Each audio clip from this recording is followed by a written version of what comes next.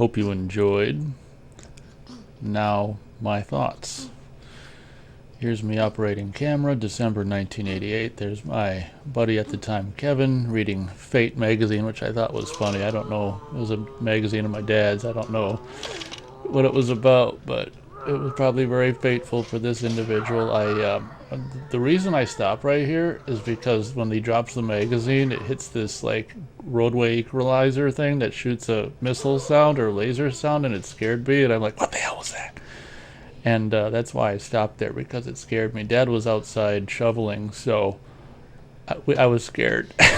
So right here, I'm playing a kid who's supposed to be looking at a nudie magazine. It's not a nudie magazine, too much of my chagrin at the time, but I'm making love to a nudie magazine, and then Kevin comes in as chainsaw welding Jason, which never has even happened even yet in history, to finish me off. And I'm smiling, and actually you can hear me say ow around here somewhere, because this actually hurt. Licking was pretty violent, a little too violent. See that?